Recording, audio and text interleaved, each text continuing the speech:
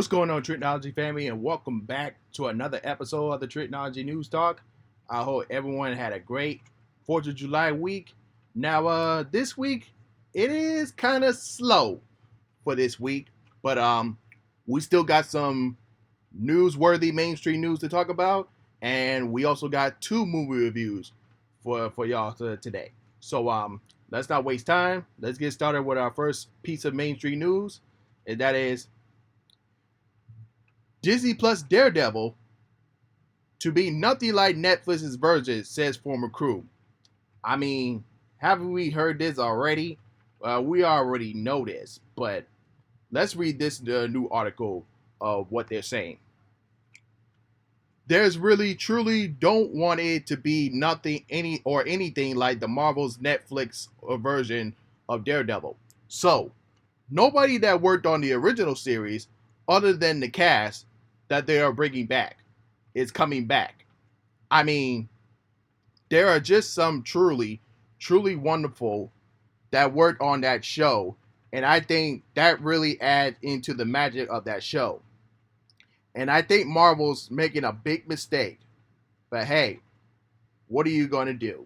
So, all I ask for the Disney Plus version of Daredevil is just don't let it be too family friendly. I want to see some action. I want to see a little bit of blood. Not too much blood like in the Netflix, not too gruesome, but just like some bruisings. That's all I want. Don't at least be kind of a hard core PG-13. That's all I ask. Or in this case, it's just a series of hard TMMA. That's all I ask. And if you can do that, you will be fine. Moving on. YouTube may ban users using ad blockers. Man, I guess you just gonna have to watch through the ad commercials when you're watching YouTube videos. But let's read this article here.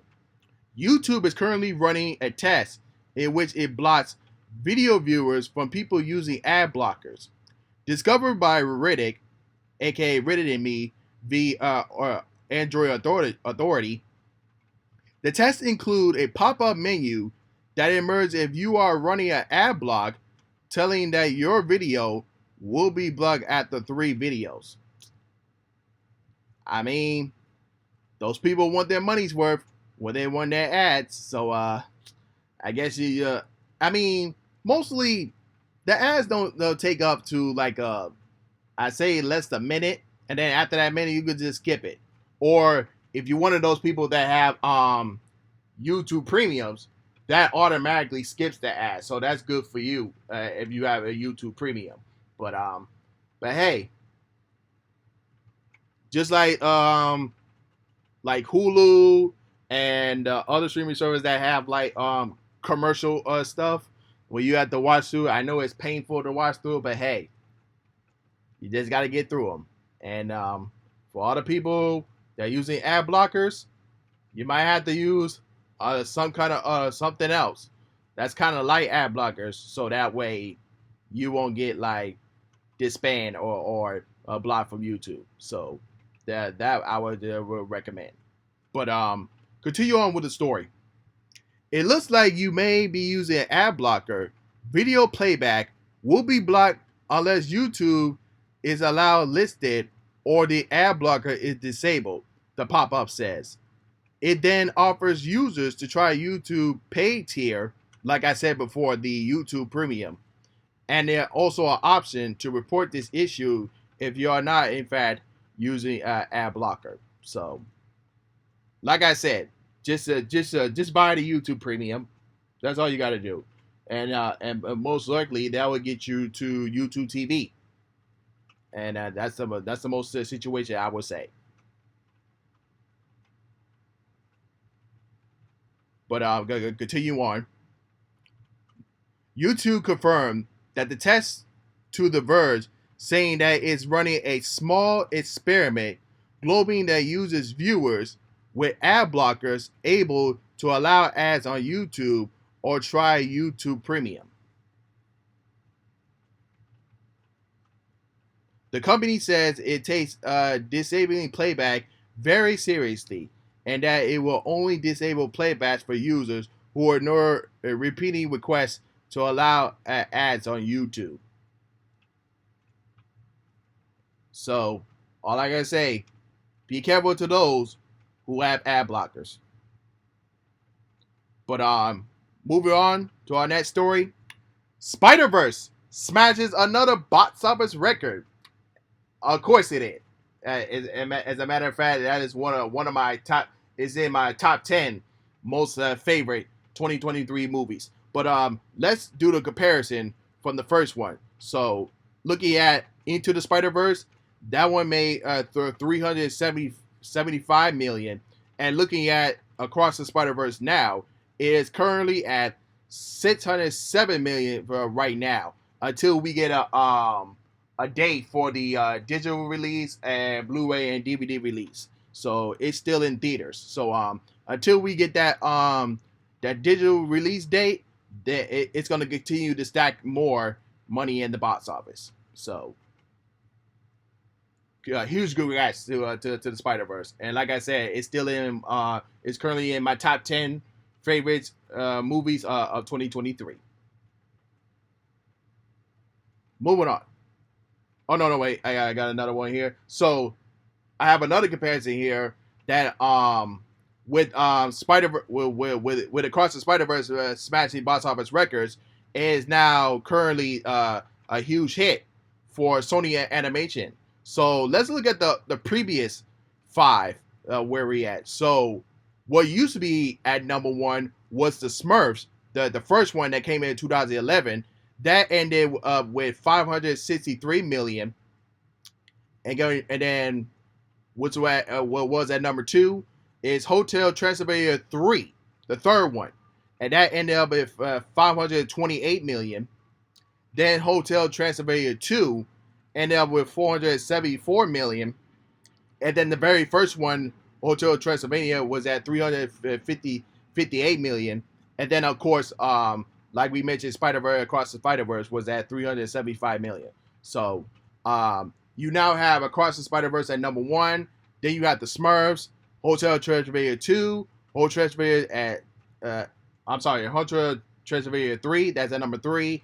Hotel Transylvania 2. That's at number 4, and then Hotel Transylvania at number 5. So that's your top 5 Sony Animation hits in terms of the box office records. All right, moving on. So we got a confirmation that James Gunn is not attending Comic-Con. So what does this mean for DC? So earlier, I came across Twitter, and then someone on Twitter asked James Gunn if he will be attending Comic-Con. This one's coming from Bob Yeager, said when he asked a tweet to James Gunn, he said, "Are you going to Comic-Con?" And then James Gunn replied, "I won't be there this year, but probably next year." So, with that being said, Warner Brothers and DC will not be at the H-All of Comic-Con. But, nonetheless, DC will have a presence in terms of comic book sales, animation, drawings, costuming, and all that other stuff. But in terms of the studio, that will not be represented. So far, when it comes to Comic-Con, only Paramount is the only studio left that's might have a presence in terms of Comic-Con at Hall H. So that's all I hear before, because we talked about it before in our previous episode that nearly every company is not going to be at Comic-Con this year, which is a huge blow to Comic-Con this year. So hopefully next year they'll be back next year. Moving on. Channing Tatum shoots Deadpool 3 cameo as Gambit reports.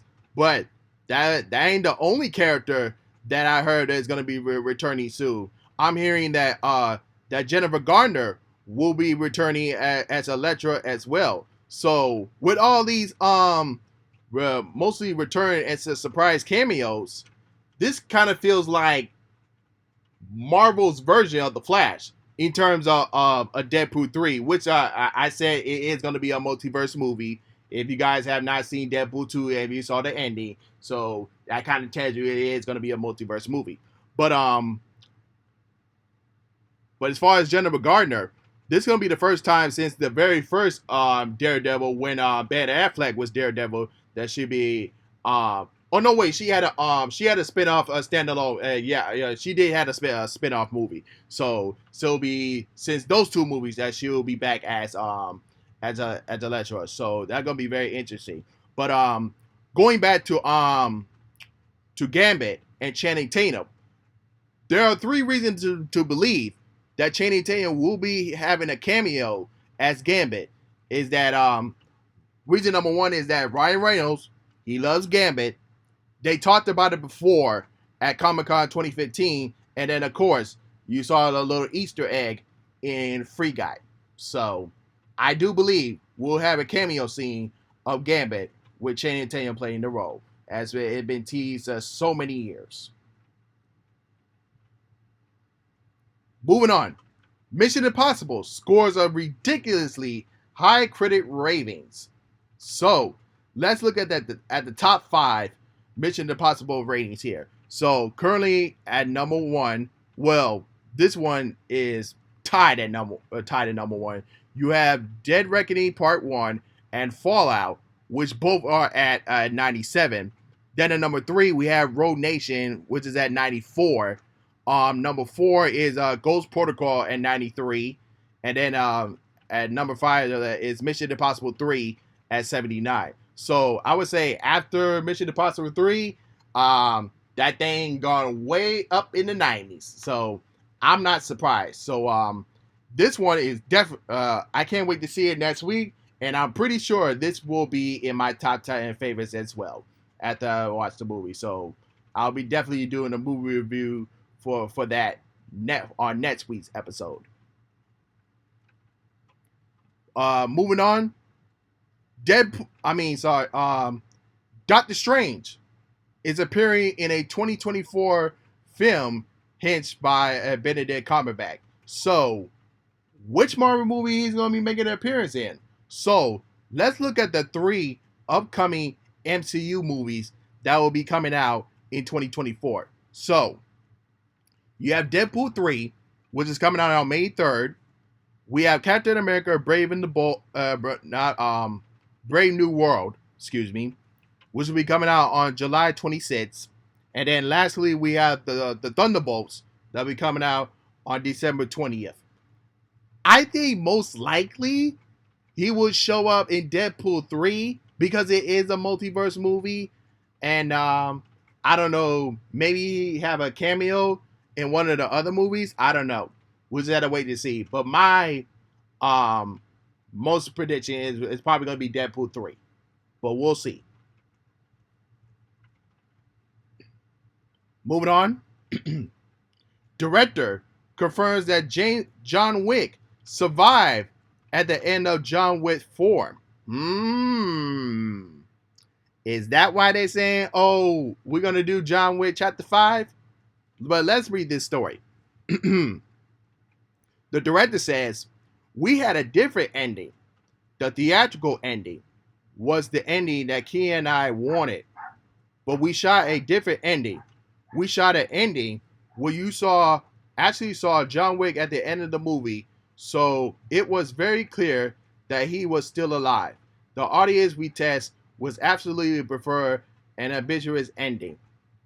Man, I hope we can see that ending when they have the extras and the behind the scenes special features in there. So I guess that's why people that's why they campaigning for John Wick Chapter 5.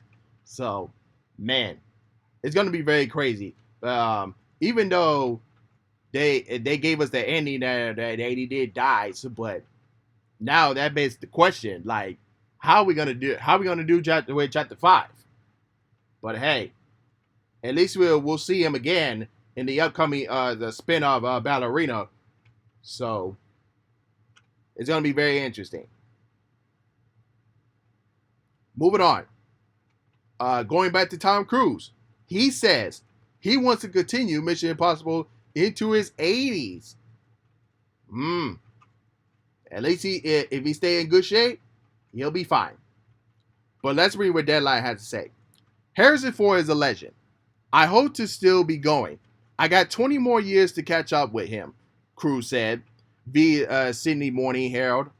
I hope to keep making Mission Impossible films until I am his age. But that all depends on the story, how the Mission Impossible franchise is going to keep going. So, but we'll see. The Super Mario Brothers announced a streaming day. Yeah. Let's see what Variety has to say. Here we go! The Super Mario Brothers movie is officially making its way to Peacock on August 3rd. The streamer announced on Thursday. Fans will also get a special treat to bonus content when the blockbuster animated film arrives on Peacock, including behind-the-scenes interviews with the voice cast and an immersive field video and a Luchowicz Peaches lyric video. Oh my God, everybody's going to be tearing up that Peaches video. You're going to see a lot of YouTube. I hope I see a lot of YouTube videos try to mimic Jack Black's Bowser in the Peaches video. Man, that's going to be replayed all around the world. So, yep, can't wait. So we have our official date for the Peacock debut of the Super Mario Brothers, which is August 3rd. Can't wait for that. To see that again at home. Moving on. The Teenage Mutant Ninja Turtles Mutant Mayhem opening box office projections. So let's look at the previous Ninja Turtles movie. So let's look at let's look at the previous ones. So going to Out of the Shadows, which made it in 2016. Domestically, it made 35 million and end up with 245 domestically, and then now the first one made more than the second one. That opened up to 65 million, and then 485 domestically, and then the animated one that came in 2007, that one opened up to 24 million, and then ended up with 95 million domestically, and then one of the originals, Teenage Mutant Ninja Turtles 3, that was made for Jim Henson, that one opened up to 12 million, and then ended up with 42 million domestically. So, looking at the projected here, it says with that being opening on August 2nd, which is a Wednesday, it is projected to have a 27 to 36 million. So that this is the domestic version. I don't know. That depends on how much you're going to make outside of the United States, but that we'll see. And I think it might hit that projected number, but we'll see how it goes there. And then last mainstream news is that Shang-Chi 2 may not arrive until 2027 or later. So here's a news article here. When a fan asks about the status of Shang-Chi 2 on Threads, Sherman Lee confirmed that he was told that the sequel will come after the Avengers movie, possibly after the Kang Dynasty. The actor noted that the movie keeps pushing back due to the current second that's beyond the control, probably the writer's strike. But here's the Q&A that someone answered. What is the status of Shang-Chi 2? And then Liu replied saying, it was told that it will follow the Avengers, but that keeps pushing back due to the current circumstances are beyond my control. Hope to have more cricket news to share soon. So, if you guys seen the first one, you know that Shang-Chi is recruited by the Avengers. So, we will see him outside of the Shang-Chi movies. We'll possibly see him in the first Avengers movie, Kang Dynasty, and God, what was the other one? Hold up a sec. Dang. What was the other Avengers movie? It was Secret Wars. Yeah. So we'll see him in Kang Dynasty and Secret Wars. Just had to think about it real quick. But yeah. And I really loved the first one. So I heard they was gonna do a series, but I don't know if that was canceled. A spin-off series on that, but I don't know if I guess that was just a rumor. But yeah, as far as the sequel to Shang-Chi, we probably won't get that until after the Avengers movie. So yeah, that's all the mainstream news for you we have for you guys today. So let's get into our first of two movie reviews for y'all today. And this one is on the first one is going to be on Sound of Freedom. This was directed by Alejandro Marvez, sorry I pronounced the name. And this one stars Jim Carvell. I haven't heard that name in a long time. And of course, if you are familiar with this actor, he did play Jesus Christ in the Mel Gibson's the Passion of Christ.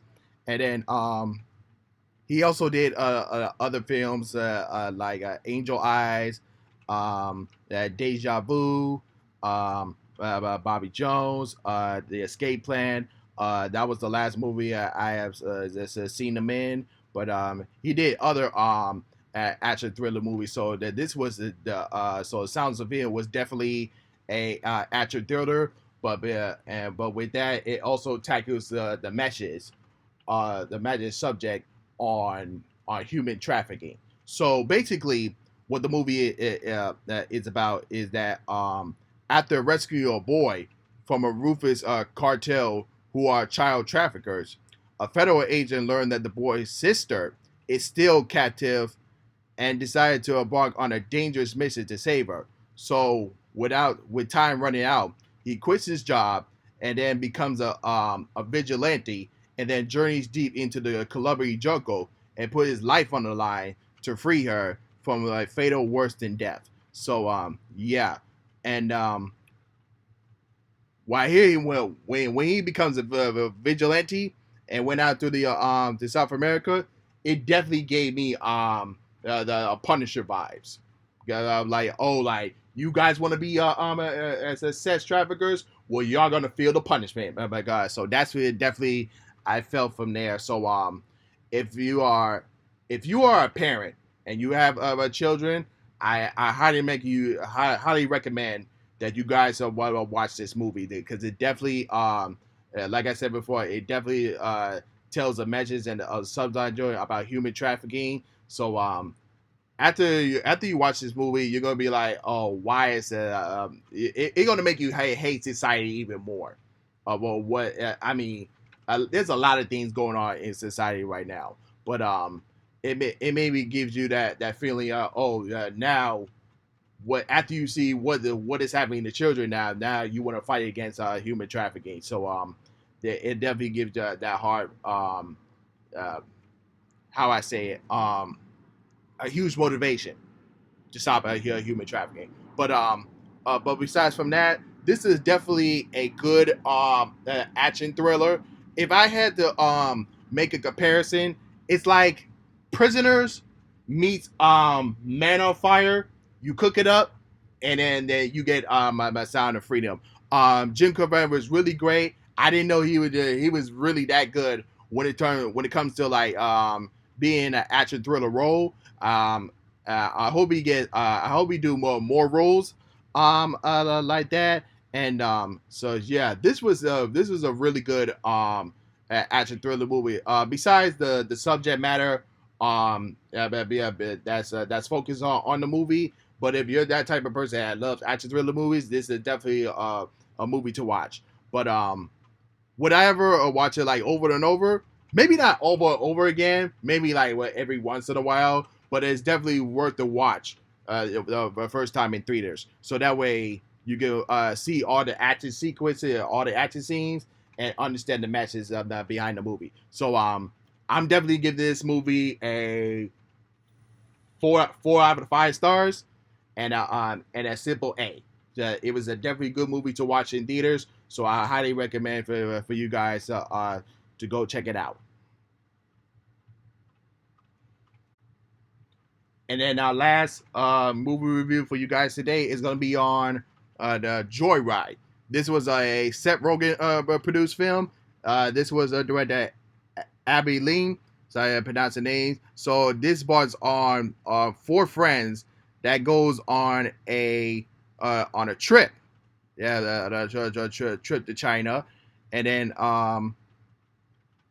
as they bond and discover the truth of what it means to know and love who you are. And while they travel to China, one of the friends are in search of their birth mother.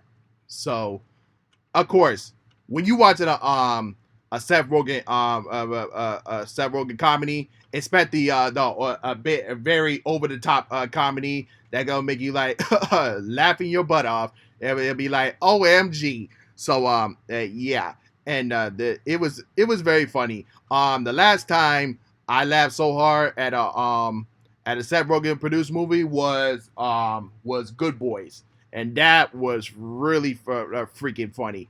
The humor in this thing was really good. Some had very real heart emotions, especially when you're on the road trip, Bonnie with some friends and try to get to know people and stuff like that. And yeah, a lot of over the top, like I said before, really over the top comedy over in there. But it was definitely a worthy comedy movie to watch. And yeah, and then I would give this movie a.